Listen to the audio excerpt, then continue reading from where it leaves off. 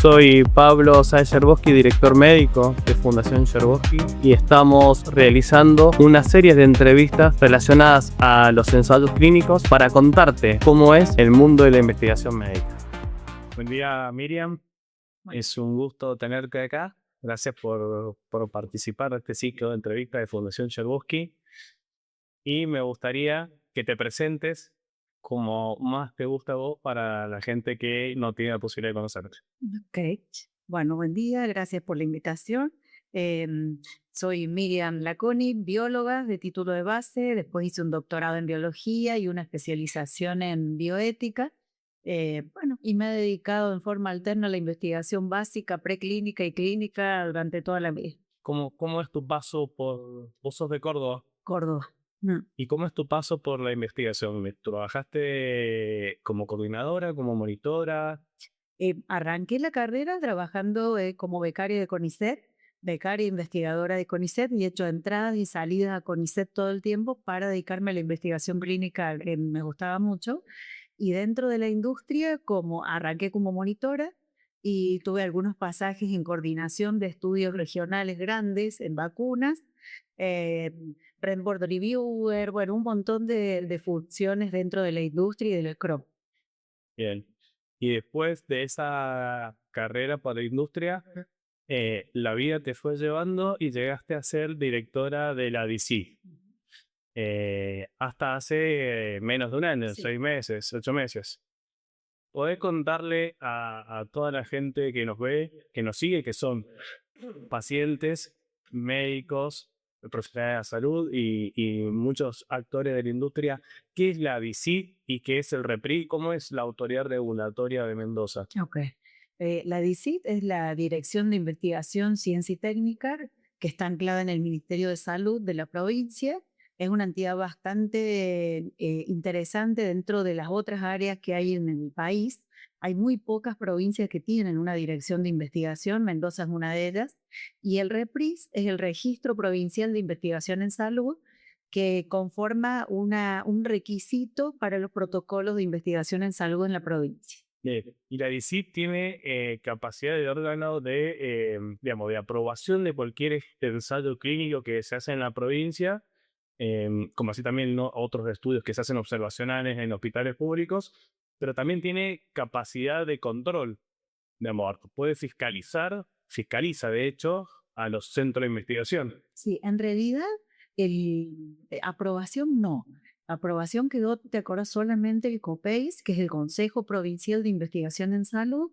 Le quedaron solamente las competencias de estudios fase 1 y vacunas, nada más. Todo el resto de las aprobaciones quedaron a cargo de los 14 comités de ética que hay ahora en la provincia.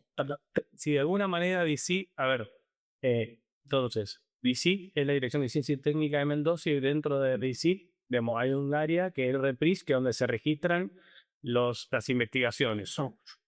Si bien vos decís que no es una aprobación, en cierta medida se transforma en aprobación porque uno no puede empezar un ensayo clínico si no tiene el formulario completo en Repris firmado por el director o la directora de la DICIR. O sea, nadie te va a iniciar un estudio si está esto, por lo tanto, si bien no es que lo aprueba Claro. la DICIR, la industria farmacéutica, los sponsors, se considera que tiene que estar registrado y en su medida ciertamente aprobado. Es como que el Ministerio de Salud da un ok de que ese estudio se va a hacer en Mendoza. Claro, el registro lo que implica es justamente eso, que queda registrado el investigador y el estudio y el lugar donde se va a hacer en este registro provincial que sirve a los fines estadísticos y un montón de otras circunstancias, no tiene o sea, no le compete la aprobación ética. Bien. Claro, sí la obligación del registro. Y así como dijimos que DC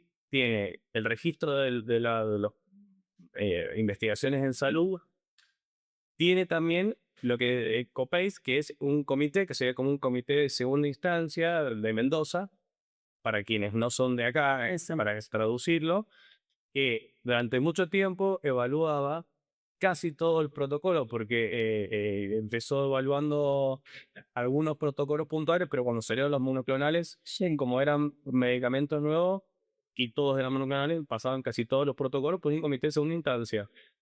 Hoy en día, y esto me interesa, y gracias creo que a tu gestión, que cuentes un poquito, que está enmarcada dentro de otra pregunta que te quería hacer. ¿Cuáles fueron dentro de tu gestión y tu paso por decir los grandes o lo que vos dejaste o que sentís que dejaste para el futuro o como un hito o un logro que pudiste dejar en tu gestión pública? Y bueno, eso fue un proceso interesante gracias al aporte de muchos de ustedes, de muchos de los investigadores de Mendoza. Lo que se logró en ese periodo fue destrabar muchos procesos, o sea, hacer menos burocráticos los procesos, acelerar muchos trámites. eh, Todo esto siempre dentro del marco regulatorio, o sea, no hicimos absolutamente nada fuera de lo que corresponde, pero Mendoza tenía como, se veía desde afuera como un trabador serial, digamos. O sea, teníamos muchos más requisitos que cumplir para poder desarrollar un protocolo de investigación clínica acá que lo que pasaba en otras provincias. Por eso no éramos seleccionados en muchos estudios. Entonces, esa parte yo no lo vi como una traba, sí lo vi como un desafío. Trabajamos mucho en reducir la burocracia innecesaria, en acelerar procesos y en generar un marco regulatorio adecuado, pero mucho más simple del que había. Entonces, en ese marco, ponele el COPEIS, que es el Consejo Provincial de Investigación en Salud, teníamos competencias ampliadísimas. Tenían que aprobar pediatría, cáncer, monoclonales, fase 1, o sea, fases tempranas en realidad, fase 1 y fase 2, En una época. monoclonales. Entonces, lo que hicimos ahí, dado que se venían generando y aprobando un montón de comités de ética de otras instituciones, pasamos de 2 o 3 que había en el 2020 a 14 que quedaron en el 2024 y que estaban trabajando muy bien. Entonces se le quitaron competencias al Consejo Provincial y quedó a cargo de los comités de ética independientes. Hoy en día, o sea, ¿cuánto tiempo tardaba promedio en aprobarse un estudio hace 4 años? No sé si tuviste esa estadística y cuánto tiempo tardó o tarda actualmente después del cambio que se generó en la organización. Mira, exactamente no lo sé en meses, pero sí sé que hubo una reducción muy importante de los tiempos por la reducción del trabajo, porque este consejo, recordemos que está formado por personas muy capacitadas, que son pocas, nunca superaron las 10 personas, pero trabajan ad honorem, o sea, hacen este trabajo por fuera de sus trabajos particulares y les implica muchísimo tiempo. Son protocolos muy extensos que demandan mucha lectura y mucha formación y les llevaba mucho tiempo. Ahora estamos intentando estar dentro de lo menos de 30 días. Sí, en la experiencia mía como investigador principal y director de Fundación Cherbuski, si sirve como promedio, antes tardábamos entre 2 a 3 meses, 2 meses en el mejor de los casos, 3 meses creo que era el promedio, Claro. cuando pasaba por COPEIS el estudio. Después de la modificación de la legislación de Mendoza, que yo le aplaudo y le felicito, actualmente estamos tardando entre una semana a 10 días. Y estamos compitiendo con distintos lugares del país, incluso muchas veces logramos entrar como primer centro a la ANMAT, y esto es gracias también a la agilización de los tiempos de Mendoza. Y esto me parece que hacia ahí hay que apuntar si queremos transformarlo en un centro atractivo para los estudios, ¿no? Sí. Y te hago una pregunta. ¿Cuál fue dentro de la gestión pública, la mayor traba que vos notaste? ¿Cuál fue el mayor escollo? Sí, como te decía recién, yo no lo vi como traba, sí lo vi como un desafío. Para mí, tomar la DICIT fue un desafío enorme pensando en toda la provincia, porque necesitaban, creo que quizás lo más importante, visibilizar lo que se hace en investigación clínica en la provincia. La calidad, los procesos, los centros, la capacidad instalada en recursos humanos. La idea era mostrar realmente a las autoridades provinciales, tanto al Ministerio de Salud como a la gobernación en general, el valor que tiene la investigación clínica desde el punto de vista no solo de la formación de los recursos, sino como un recurso económico muy valioso. O sea, porque por ahí hay un mal concepto. Se piensa que porque te vaya mejor en lo económico, en salud, algo mal debe estar haciendo, y es absolutamente todo lo contrario. Bueno, esa era una de las preguntas que yo tenía ahí interesante, ¿no? Algo que deben haber escuchado porque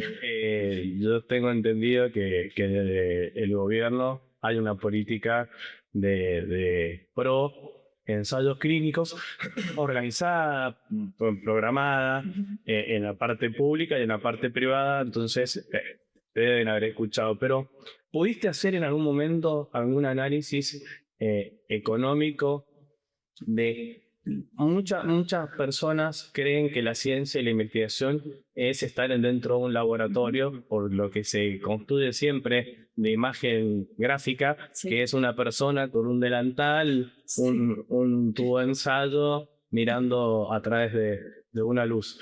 Y en realidad somos médicos que estamos en nuestro consultorio, coordinadores que están cargando, monitores que están trabajando y controlando nuestro trabajo, técnicos administrativos, farmacéuticos, secretarias, todo el personal. No quiero ser desatento con nadie. ¿Qué impacto tiene económico en la provincia y cuánta gente puede contratar? ¿Vos estuviste haciendo algún estudio de impacto laboral y económico? Sí, nosotros en el periodo que estuve en la DICIT le mostramos al ministro de Salud, y eso después escaló a Economía, el impacto del plan que teníamos pensado, que era duplicar durante esos 4 años, eventualmente los próximos 4 también, eh, plantearnos duplicar la inversión en investigación clínica en la provincia, y qué implicaba en puestos de trabajo y en rédito para la provincia. En realidad, en este último periodo, la investigación clínica, o sea, la inversión de la industria farmacéutica, es una de las únicas que sigue creciendo. Eso uno lo puede ver en datos que muestra el Ministerio de Economía de Nación. Es uno de los únicos puntos de la economía que sigue creciendo en forma sostenida. Bien. Y por otro lado, el impacto en puestos de trabajo es enorme, pensando entre coordinadores, médicos, todo el equipo de salud, los equipos administrativos, contables, legales, y además las áreas de desarrollo que se abren, porque para los contadores, para los abogados, obviamente para los médicos, ¿no es cierto?, y los equipos de salud, pero se abre un espacio de estudio y de desarrollo que es muy interesante y además rentable, teniendo en cuenta sobre todo que las personas que entran en los protocolos de investigación e investigación clínica como pacientes, o sea, como voluntarios, son las personas más cuidadas del sistema sanitario. Claro. Y son actualmente dentro, o sea, no solamente lo hemos conversado en otras charlas en este ciclo, no solamente recibe medicamentos que le pueden cambiar su calidad de vida y su sobrevida muchas veces, sino también tecnología de cuidado. Y en los últimos tiempos hay una moda que creo que quedó para quedarse, que creo que es una política también dirigida de la ANMAT, de que están habiendo un montón de fases de seguimiento en fase abierta, donde siguen recibiendo la droga, si mostró beneficio la droga en esa fase del estudio, y los pacientes muchas veces permanecen años recibiendo en forma gratuita la medicación y teniendo beneficios. Bueno, en ese punto, mira que ese es un punto clave que no me quería olvidar. Eh, Cuando vos me preguntabas recién cuál fue la principal traba o el principal desafío, le sumo el principal logro. Ponerle la ley de investigación clínica de Mendoza, además de que es única en el país, porque hubo una o dos por ahí chiquititas, pero nunca con el perfil que le dimos nosotros.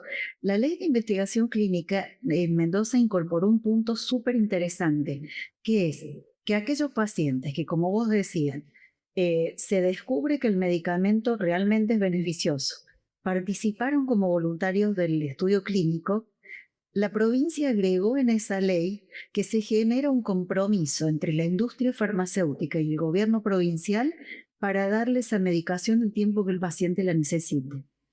Eso es un logro enorme, enorme y tendría que abrirnos las puertas de la industria para hacer muchísimo más.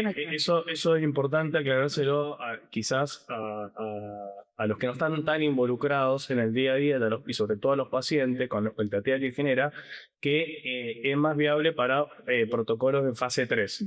Muchas veces en los ensayos de fase 2 todavía no se sabe si la droga requiere análisis cuando se terminan los ensayos, si la droga es efectiva en el objetivo de solucionar el problema que estaba pensado, y generalmente en los ensayos fase 3 ya se tienen los resultados de la 1 y de la 2 y se hacen análisis interino durante el estudio de la 3, y si el resultado es positivo, muchas veces en esa fase 3 pueden continuar en la fase de extensión que se llaman de fase abierta o open label. Y te hago una pregunta, que tenés tanta experiencia en esto de conocer a Mendoza en cuanto a una visión general, saliendo de un centro en particular. ¿Cómo está la salud científica, digamos así, o la investigación en cantidad de centros, en calidad, cantidad de investigadores, comparado con otros lugares del país? Mendoza está bien, pero cuarta a nivel nacional. ¿Cuáles son las primeras? Buenos Aires, Córdoba, Santa Fe, Mendoza. Bien. Y Mendoza está compitiendo con Tucumán.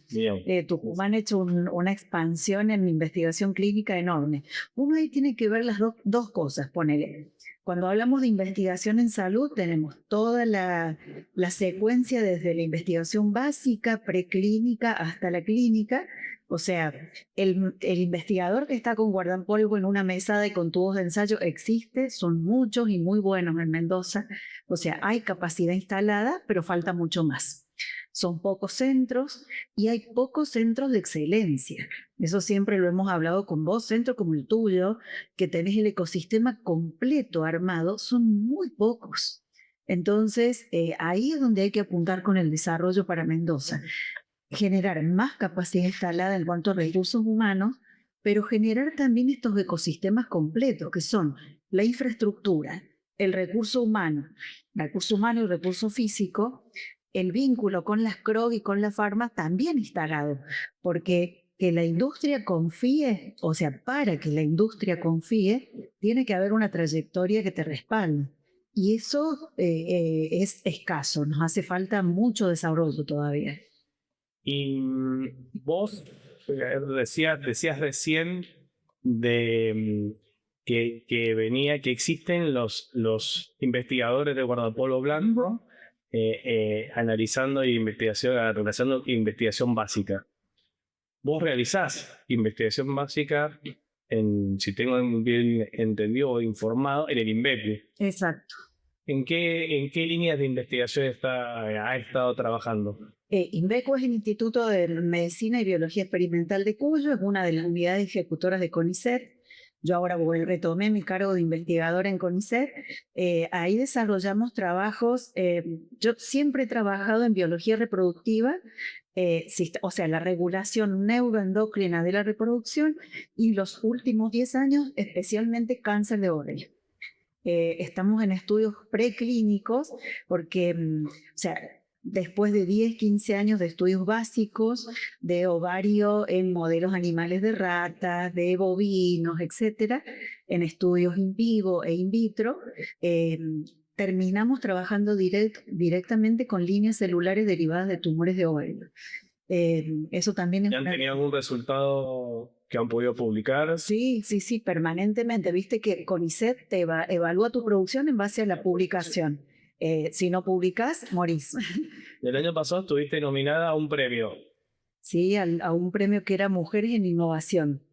Bien. Ese no lo gané. Pero ¿cuántas participaron? 3 mujeres. No, muchas. Eran más de 100 en Mendoza en distintos lugares. Las finales creo que quedaban, o era una terna general. No. En la terna final sí. La terna final eran 3 mujeres. Sí, éramos 3.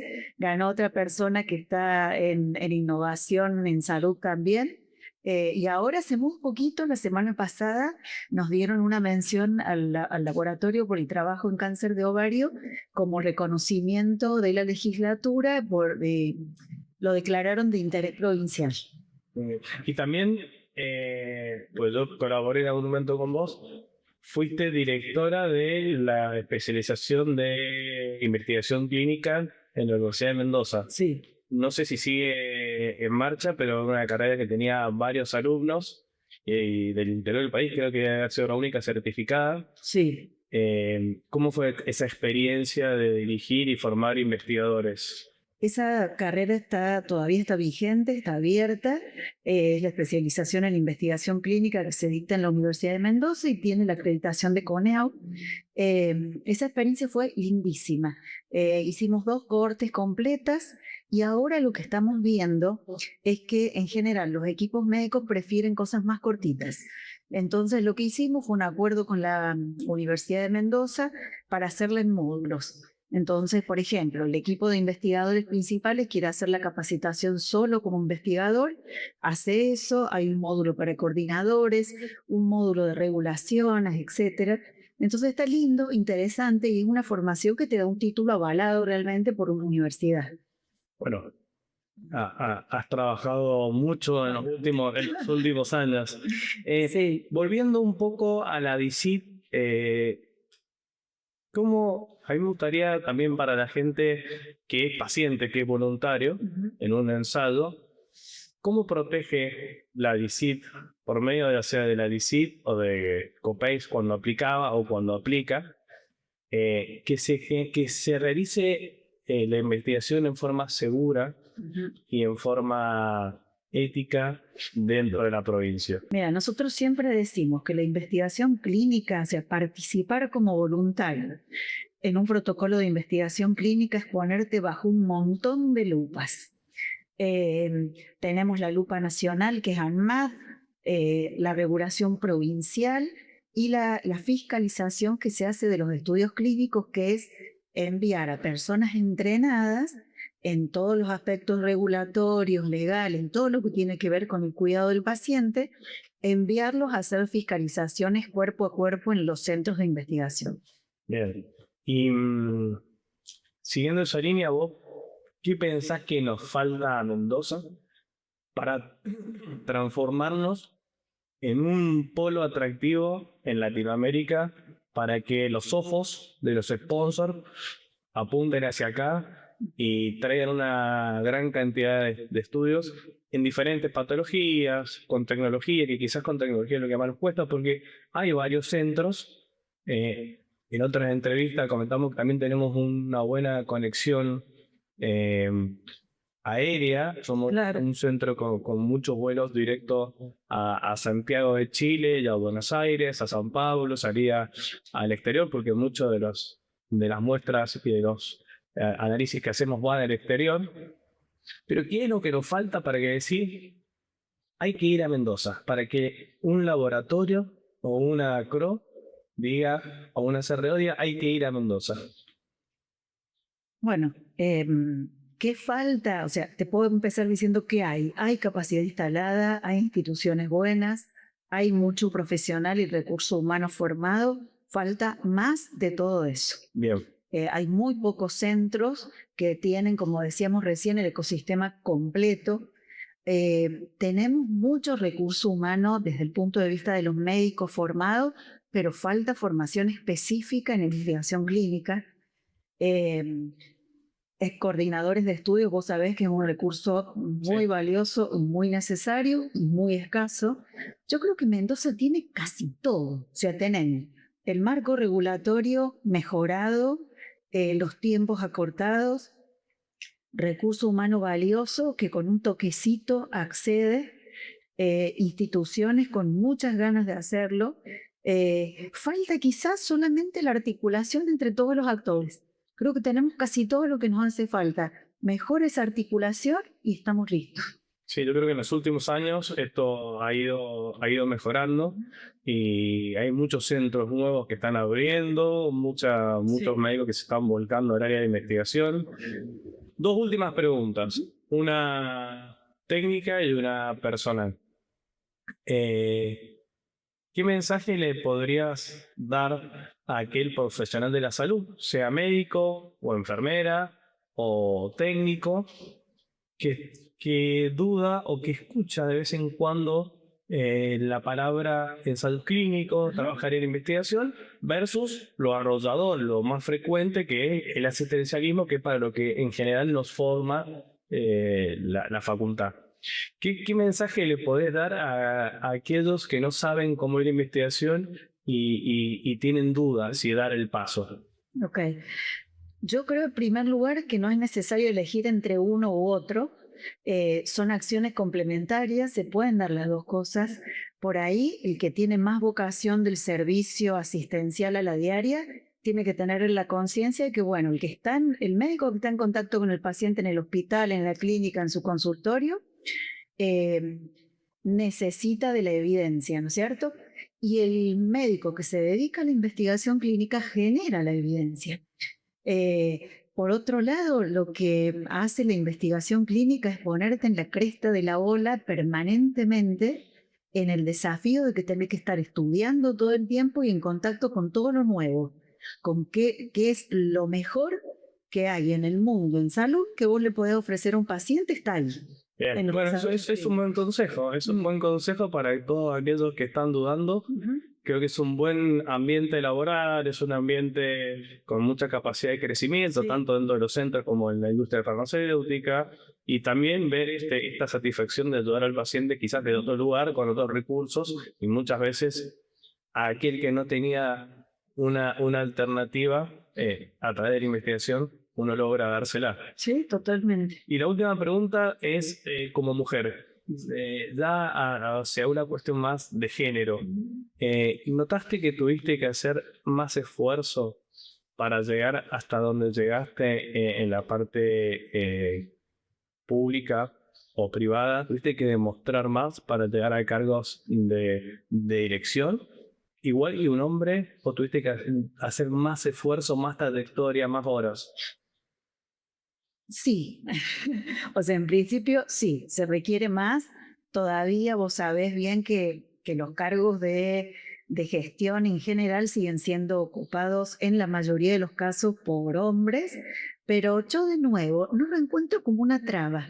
Para mí fue un desafío súper interesante, una oportunidad, porque fue una oferta en ese momento, una oportunidad para ocupar ese lugar y por otro lado, una oportunidad súper linda para demostrar lo que uno puede hacer, sea mujer, hombre, lo que sea, en base a la capacidad y en base al resultado. O sea, vos decís, a ver, me desafiaste, me diste esta oportunidad, lo pude hacer bien, no sé si mejor, peor que un hombre, no sé, es algo que realmente no me lo planteo ahora, pero lo disfruté mucho, agradecí mucho la oportunidad y mostré muchos resultados. Creo que eso ponele la formación que yo tengo, o sea, todo este recorrido entre lo público y lo privado no es muy común.